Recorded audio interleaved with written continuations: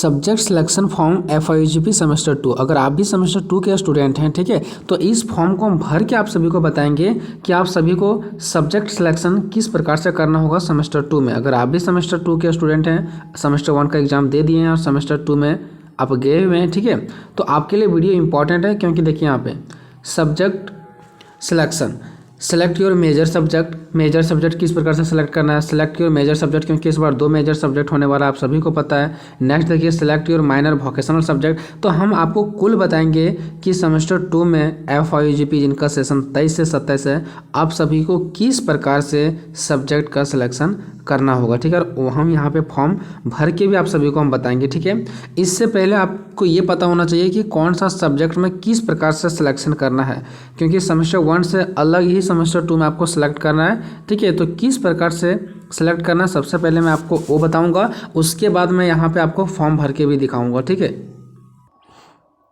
यहाँ पे देखें, यहाँ पे कॉलेज की ओर से यहाँ पे नोटिस जारी किया गया था, ठीक है, कि किस प्रकार से आपको FIUGP सेमेस्टर 2 सेशन 23 से 27 के लिए छात्रों के लिए सब्जेक्ट कॉम्बिनेशन हेतु आवश्यक सूचना कि किस प्रकार से आप सभी को सब्जेक्ट सिलेक्शन करना है, ठीक है।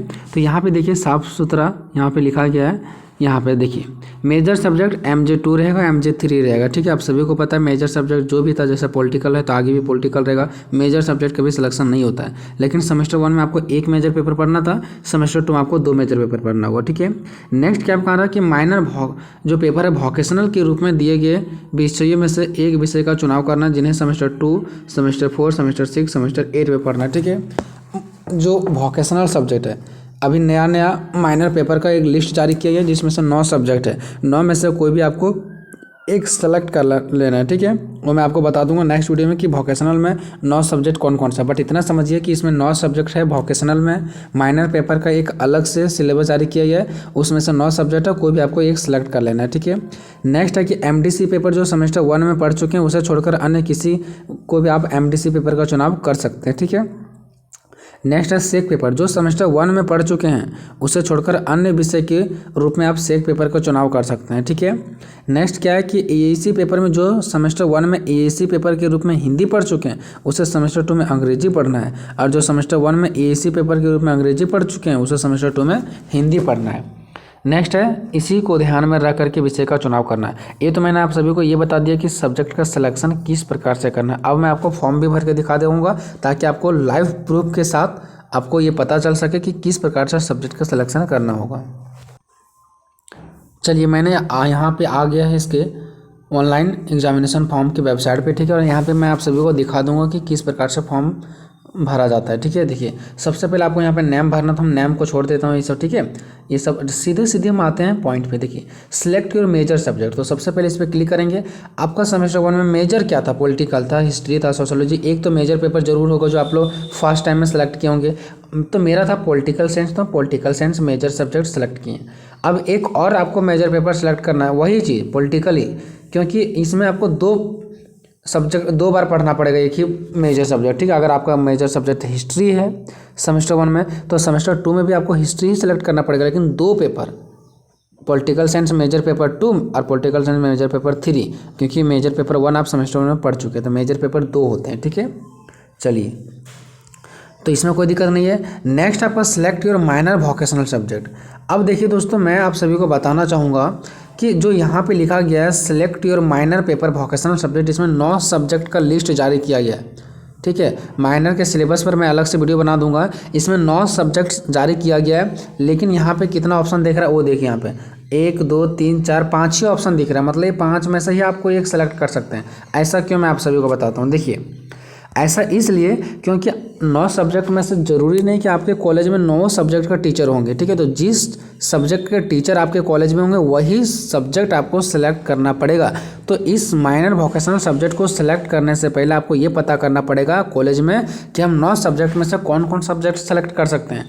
या तो आपके कॉलेज की ओर से बता देंगे कि हाँ ये सब्जेक्ट रखना है, या तो बोल देंगे कि 9 में से कोई भी आप सेलेक्ट कर सकते हैं, तो आप 9 में से कोई भी ले सकते हैं। लेकिन अगर बोल देंगे नहीं 9 में से 4 को ये सब्जेक्ट ही लेना है और यही चारों में से कोई एक लेना है, तो आपको वही लेना पड़ेगा, क्योंकि कुछ कॉलेज ऐसा बोलते हैं, कुछ कॉलेज नहीं भी बोलते हैं, ठीक है। तो आपको ये कॉलेज से पता करना पड़ेगा कि माइनर वोकेशनल में आपको क्या रखना है, ठीक है।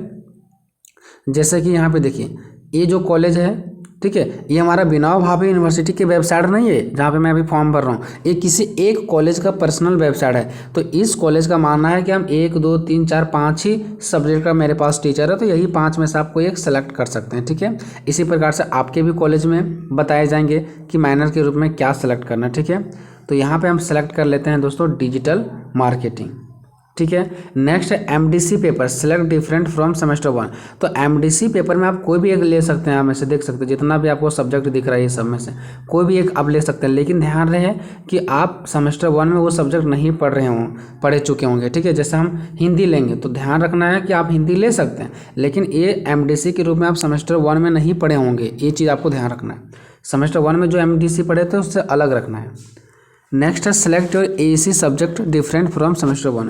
अब देखिए एईसी के रूप में आप हिंदी ले सकते हैं और इंग्लिश भी ले सकते हैं, लेकिन ध्यान रखना है अगर आप सेमेस्टर 1 में हिंदी पढ़े हैं तो सेमेस्टर 2 में इंग्लिश लेना है, सेमेस्टर 1 में अगर इंग्लिश पढ़े हैं तो सेमेस्टर 2 में आपको हिंदी लेना है। तो हम सेमेस्टर 1 में हिंदी पढ़े थे तो सेमेस्टर 2 हम इंग्लिश लेंगे, ठीक है। ये हो गया। नेक्स्ट है select SEC subject different from semester 1। अब सेक पेपर का सिलेक्शन करना है।